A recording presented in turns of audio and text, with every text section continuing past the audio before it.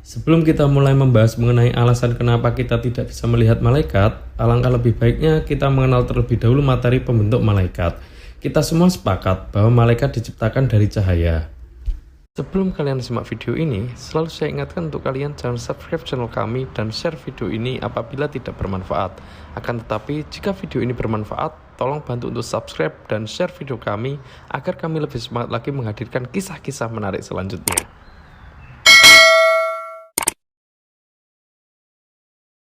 Terus kenapa kita tidak bisa melihat malaikat, sedangkan kita bisa melihat cahaya?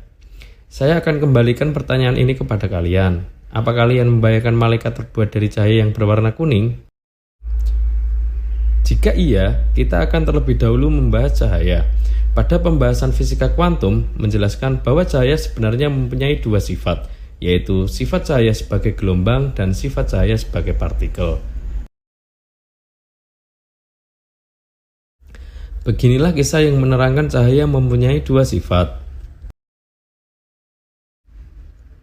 Sebelum Max Planck mengutarakan pendapatnya yang sangat radikal mengenai cahaya adalah partikel, ilmuwan fisika klasik menganggap cahaya hanya bersifat gelombang. Tentu ini tidak salah, karena pada tahun 1773 sampai 1829, Thomas Young melakukan eksperimen untuk membuktikan cahaya adalah gelombang. Hasil dari eksperimen tersebut adalah pola interferensi. Inilah bukti bahwa cahaya adalah gelombang.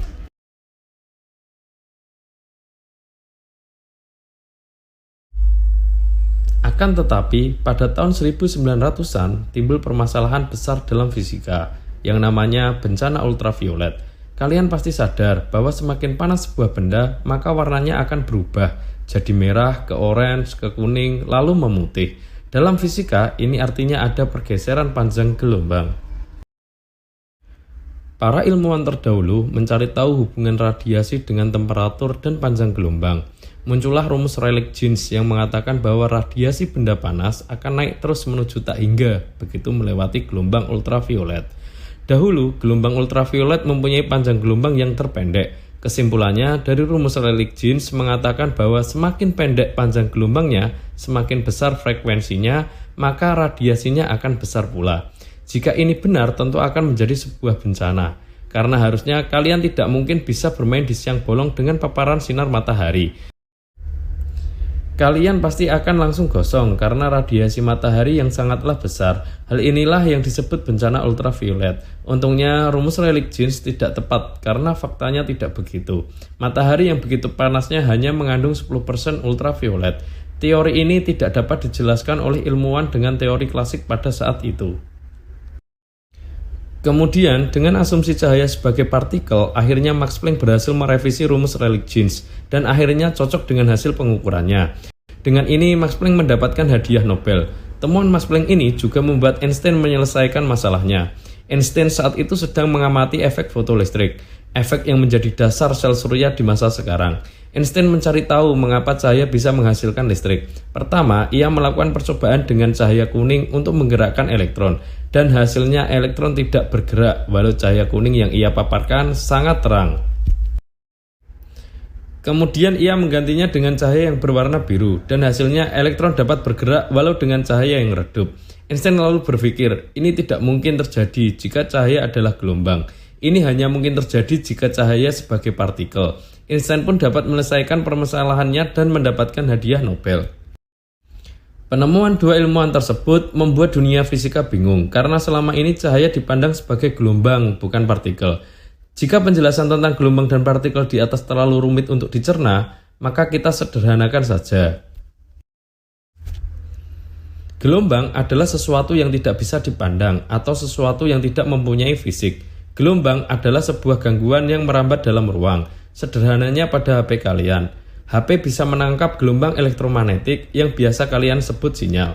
Apakah kalian dapat menerjemahkan sinyal sebagai sesuatu yang mempunyai bentuk fisik? Dengan ini, gelombang tidak dapat diukur dengan hukum Newton. Lain halnya dengan partikel. Partikel itu adalah sesuatu yang mempunyai bentuk fisik, seperti batu, sepeda, mobil, dan apapun yang terlihat fisiknya. Objek-objek fisik ini bisa diukur eksistensinya secara fisika dengan fisika klasik menggunakan hukum Newton, seperti yang kalian sudah pelajari di fisika dasar.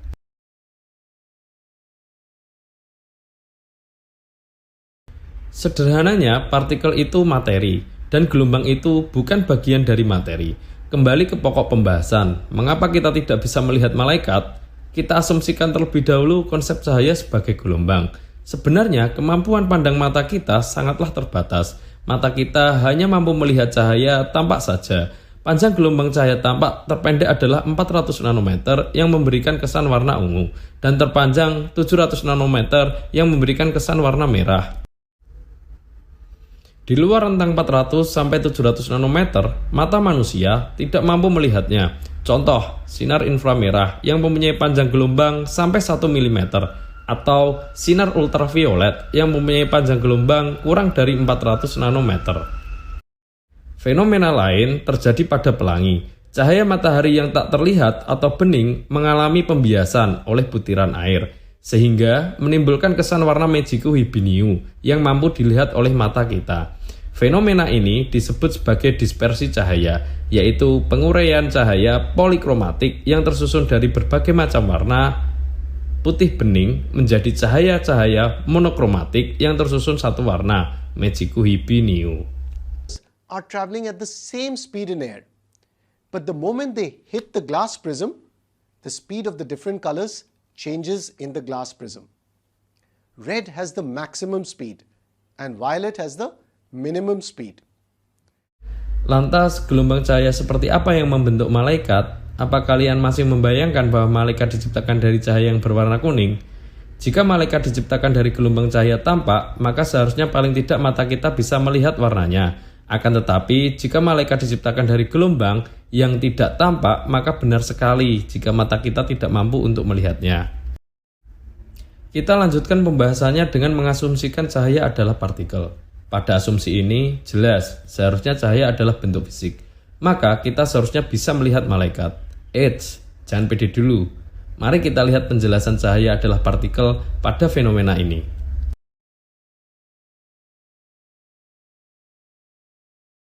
Anggap saja kita sedang melempar segenggam pasir ke dalam dua celah. Kira-kira apa ya yang terjadi? Secara logika, pasir tersebut akan masuk dalam dua celah dan membentuk dua garis.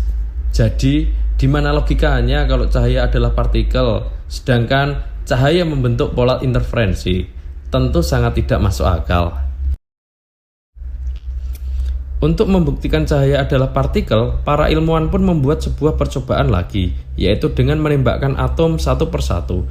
Dengan alat yang canggih ini, tidak mungkin foton-fotonnya saling bertabrakan. Anehnya cahaya tersebut berterbangan seperti pasir, tetapi tetap membentuk pola interferensi. Bagaimana bisa terjadi?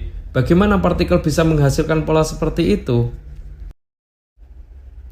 Padahal kita tahu, pola interferensi adalah pola yang hanya dimiliki oleh gelombang. Jelas ini tidak masuk akal. Jika mereka adalah partikel, mengapa masih menghasilkan pola seperti itu? Percobaan ini dilakukan bukan hanya sekali, tetapi sudah beberapa kali dan hasilnya tetap sama. Pola interferensi tetaplah muncul. Pada peristiwa ini, seolah-olah setiap partikel dapat membelah diri menjadi dua, untuk masuk ke dua celah secara bersamaan, lalu berinterferensi dengan dirinya sendiri. Dengan hal ini, para ilmuwan dibuat kebingungan dengan fenomena kuantum. Akan tetapi, mereka tidak rela jika dipermainkan begitu saja oleh partikel.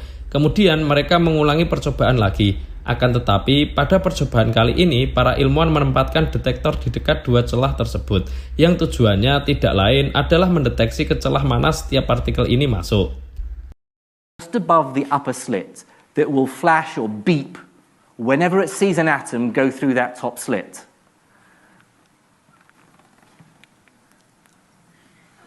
That's what you get. Hal yang terjadi sangatlah mengagumkan. Inilah yang terjadi. Bisa kalian lihat kan, pola interferensi hilang dan muncul dua garis saja. Persis seperti pada saat kita menaburkan pasir di dua celah tadi. Para ilmuwan pun kaget. Hal ini jelas lebih tidak masuk akal dari penemuan yang sebelumnya. Bagaimana mungkin pola interferensi hilang hanya karena menempatkan alat detektor saja? Dan berapapun percobaan itu dilakukan, hasilnya tetap sama. Akan tetapi, jika detektornya dicabut... Now, if you can explain this using common sense and logic, do let me know, because there's a Nobel Prize for you. maka akan kembali membentuk pola interferensi, seakan-akan partikel ini sadar sedang diawasi. Kita bisa tarik kesimpulan dari penjelasan tadi, bahwa jika ditinjau dari definisi partikel, maka seharusnya cahaya adalah materi, atau hal yang bisa dilihat, atau hal yang tampak. Akan tetapi, lagi-lagi cahaya mempunyai sifat istimewanya, yang mampu membungkam kita semua dan lebih-lebih para ilmuwan fisika modern.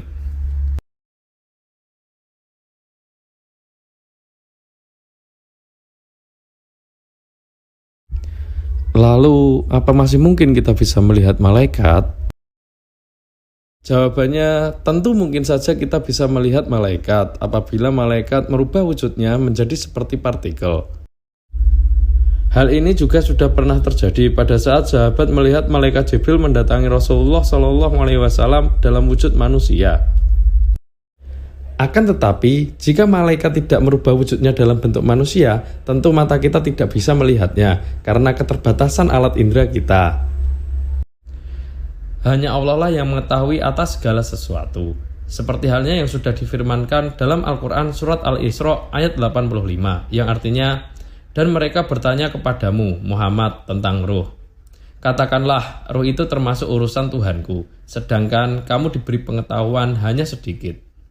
Dari firman tersebut sudah jelas bahwa pengetahuan kita sangatlah terbatas. Namun, kita sebagai manusia yang diberi akal, janganlah batasi pengetahuan kita untuk berpikir dan menambah wawasan. Terima kasih telah menonton video kami. Jangan lupa tuliskan komentar kalian di bawah ya, dan saksikan video-video menarik kami berikutnya.